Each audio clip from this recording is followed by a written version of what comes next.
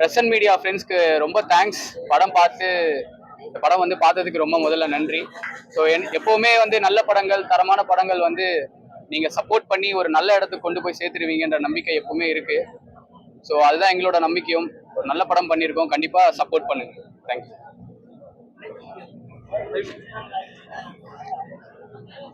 முதல்ல எல்லாருக்கும் நன்றி. எல்லாருக்கும் பிடிச்சிருக்குன்னு நம்புகிறேன். ஸோ நல்ல பாசிட்டிவ் ரிவ்யூஸோட இந்த படத்தை வந்து ஒரு நல்ல படமாக்கி ஹிட் ஆக்கணும்னு வேண்டிக்கிறேன். தேங்க்யூ.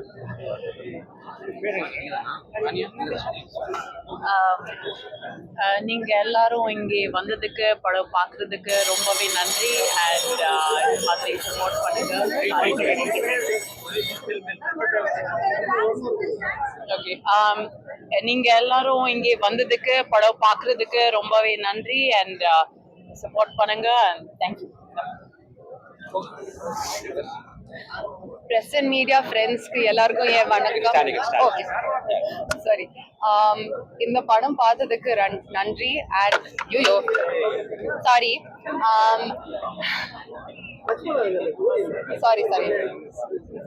ஜென்ரலா யாருமே டச் பண்ணக்கூடாது, அதுதான் இந்த படத்தோட மெசேஜ். ஸோ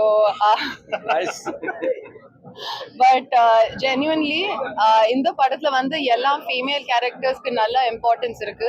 இந்த மாதிரி ஒரு படத்துல நான் ஒரு பாட்டா இருக்கேன்னு எனக்கு ரொம்ப பெருமையா இருக்கு. கண்டிப்பா உங்க சப்போர்ட் தேவை. ப்ளீஸ் நல்ல ரிவ்யூ கொடுத்துட்டு இந்த படத்தை ஹிட் ஆகணும். Thank you. First of all, thank you for everybody.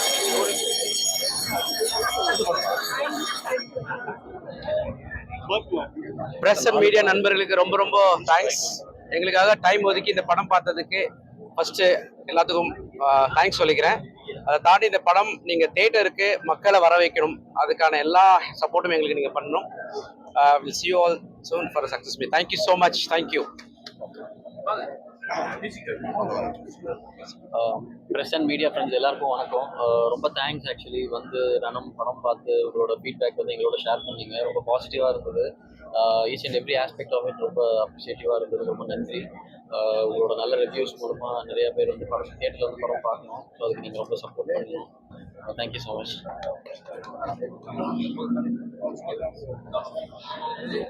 Thanks to present media. ரணம் இந்த படத்தை வந்து தியேட்டருக்கு கொண்டு போய் சேர்க்கறது உங்ககிட்ட ஒரு பெரிய பொறுப்பாக இருக்குது. ஸோ நீங்கள் இந்த படத்தை தியேட்டரில் நல்லா எழுதி சேர்த்துட்டீங்கன்னா நிறைய ஆடியன்ஸ் உள்ளே வருவாங்க. ஸோ அது எங்கள் டீமுக்கே பெரிய பெஸ்ட். தேங்க்யூ.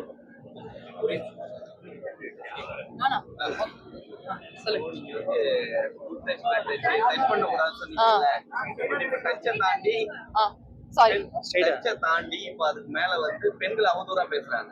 நீங்க திருஷாவை பேசிருப்பாங்க, கேள்விப்பட்டிருப்பீங்க. சாரி, பெண்கள் சொல்லி கொடுக்க ஆரம்பிச்சிருக்கோம். அதை தாண்டி பெண்கள் வந்து இழிவா பேச ஆரம்பிச்சிருக்காங்க. இதை எப்படி பாக்குறீங்க? திருஷா மேட்டர்லாம் இன்னைக்கு காலையில திருஷா வந்து அவதூறா சொல்லியிருக்காங்க. அந்த மேட்டர் நீங்க கேள்விப்பட்டீங்களா? இல்ல, நான் இந்த படத்தோட ப்ரமோஷன்ஸ்க்கு ரொம்ப ஃபோக்கஸ்டா இருக்கேன். இது வருது பேட் டச்சை தாண்டி இப்ப நீங்க இருக்கிறீங்க. உங்களை அவதூறா ஒரு வார்த்தை சொல்லிடுறாங்க, இந்த பொண்ணு இப்படி பண்ணுதுப்பா அப்படின்னு சொன்னாங்கன்னா நீங்க என்ன ஃபீல் பண்ணுவீங்க? அதுதான் நீங்க திருஷாக்கு சொல்லியிருக்காங்கன்னு கேட்கும். I don't want to comment on any other matter. Lifeல good touch bad touch எல்லாருக்கும் கத்து கொடுக்கணும். அதான் நீங்களே ஹீரோவை தாண்டி ஹீரோயினுக்கு ஏன் சப்போர்ட் பண்ண மாட்டீங்க? உங்களதான் இழிவா சொல்லியிருக்காங்க. இப்ப திருஷா வந்து இது மாதிரி ஒரு எனக்கு இந்த மேட்டர் பத்தி தெரியாது. சோ என்ன ஏன் மாட்றீங்க? என்னோட செகண்ட் ஃபிலிம் நிறைய பெண்களை பேசியிருக்காங்கல்ல, பேசித்தானே இருக்காங்க. இது வரையும் தவறா பேசிட்டு இருக்காங்களே. நம்ம எது ரைட்டோ அதுக்கு சப்போர்ட். சினிமால இருக்க பெண்கள்னு இல்லை, எந்த பெண்களா இருந்தாலும் அவங்கள பத்தி ஒரு தப்பான கருத்துக்களை எந்த ஊடகங்கள்லயும் சமூக ஊடகங்கள்லயும் வந்து பரப்புறதும் பேசுறதும் ரொம்ப தப்பு தான். இந்த விஷயங்களுக்கு கண்டிப்பா கண்டனம் தெரிவிச்சுக்கிறோம். ஸோ அது தப்பு தான் பிரதர். யாரா இருந்தாலும் அது த்ரிஷா மேம்னு இல்லை, எந்த பெண்களை பத்தி தப்பா பேசியிருந்தாலும் அது தப்பு தான் brother. Good touch bad touch கிட்ட ஒரு விஷயம் படத்துல சொல்லிருக்கீங்க. இறந்து போனா கூட பெண்களை விட மாட்டாங்கன்னு. அது அந்த ஸ்டோரி எப்படி எடுத்தீங்க? அது இல்லாம வந்து ஒரு பெரிய ஆக்டரை வந்து ஒரு மென்ஷன் பண்ணிருக்கீங்க அந்த விஷயத்தை. அது உண்மையா? இது என்ன ரியல் ஸ்டோரி? ஏன்னா இது ஏற்கனவே வந்து சென்னையில நடந்தது. பெரிய இருக்கிறதே பிரபலமான மாஸ்டரியா இது நடந்துட்டு இருக்கு. அதை பேஸ் பண்ணி தான் எடுத்துருக்கு. ஆமாம் பிரதர், ஆமா. ஆக்சுவலி வந்து இதுல நடந்த பல சம்பவங்கள் வந்து உண்மை சம்பவங்களின் அடிப்படையா வச்சுக்கிட்டு தொகுத்த ஒரு தொகுப்பு தான்.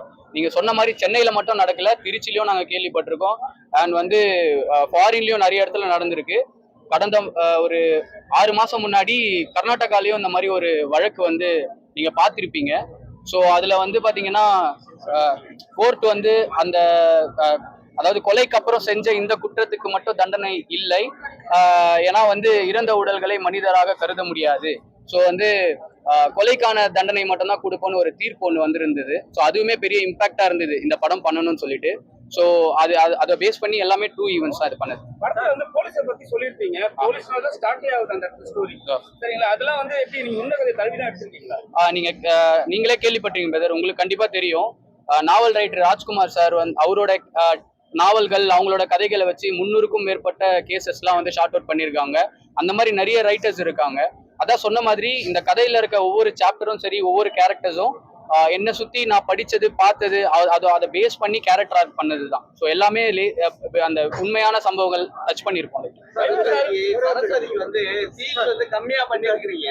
ஓகே, லாஸ்ட்ல அவங்களதான் காட்டிட்டு முடிக்கிறீங்க. செகண்ட் ஸ்டார்ட் ஆகுது. இது லீடா இருக்கு பிரதர், நிறைய டைலாக்கே இல்ல. ஆமா, வைபவ் சார் போன் பண்ணுவாங்க அப்படின்னு சொன்னார்ல. சோ இதனால வாங்கி போற ஆள் இல்ல அப்படின்னு இல்ல பிரதர், அப்படிலாம் இல்ல படத்துல வந்து அவ்வளவா ஸ்பேஸ் இல்ல பிரதர். இந்த படம் பண்ணியிருக்கோம், இதோட ஐடியா இருக்கு பிரதர், கண்டிப்பா ஐடியா இருக்கு. வைபவ் சார் கதை சொல்லும் போது ஃபுல்லா சொல்லிட்டீங்களா? அந்த ஸ்பேஸ் கொஞ்சம் அவர் கம்மியா இருக்க மாதிரி இருக்கு. ஓகே, தெரியும் அவருக்கு ஃபுல் கதையை நம்ம அவரே சொல்லுவார். ஸ்பேஸ், கதைக்கு ஸ்பேஸ் தான் நல்ல விஷயம்னு நான் நினைச்சேன். இந்த பெரிய பெரிய ஹீரோ நடிக்கிறதுனால எல்லாரும் ஸ்பேஸ் ஆரம்பிச்சீங்களா? அங்க போவது இல்லை. இந்த கதை வந்து அவங்க கதை சொல்லணும்னா வந்து இது ஒண்ணுமே இருக்காது, ஏதோ ஹீரோ சென்ட்ரிக் படம் மாதிரி இருக்கும். பட் கதை ஆஸ் இட் இஸ் அப்படியே பண்ணணும்னு தான் ஐடியாவே. டோட்டலா செகண்ட் ஹாஃப்ல பார்த்தா ரொம்ப கம்மியா இருப்பேன் நான். வேற மாதிரி நான் ஒரு இதுவும் காமிச்சிங்க. ஏன்னா அவர் சென்னை ஸ்லாங்ல பேசுவாரு, டக்குன்னு கவுண்டர் போட்டு போயிடுவாரு. ஆனா இந்த படத்துல வந்து திடீர்னு ஸ்டக் ஆகி நிக்கிறதா கொஞ்சம் நல்லா தான் இருக்கு. ஆனா ஏன் தான் தெரியாம முடிச்சுட்டு இருந்தோம். லாஸ்ட் லைட்டா தான் வச்சிருந்தேன். ஓகே, அதை மட்டும் ஏன் அப்படி பண்ணீங்கன்றது இல்ல டூ மச் ஆஃப் டீடைல் சொல்லும் பொழுது நம்ம ஃபோக்கஸா ஒரு விஷயம் போயிட்டு இருக்கோம். ஃபர்ஸ்ட் ஹாஃபுக்கு அந்த விஷயங்கள் ஒரு ஒரு ஒரு ஆடியன்ஸை உட்கார வைக்கணும்னா சில எலிமெண்ட்ஸ் தேவைப்பட்டது இல்லையா? ஸோ அது ஃபர்ஸ்ட் ஹாஃப்ல ஒர்க் அவுட் பண்ணோம். செகண்ட் ஹாஃப் கதை வந்து ஒரு கோட்டை, ஒரு முக்கியமான கட்டத்தை நோக்கி நம்ம நகர்த்த வேண்டியது இருந்ததால ஸோ அந்த விஷயத்தை போட்டு இதில் கன்ஃபியூஸ் பண்ணிக்கிட்டோம்னு வச்சுங்களேன், ஒர்க் அவுட் ஆகும். அதுக்கு தான் நான் இன்ட்ரோல் பிளாக் முடிஞ்ச உடனே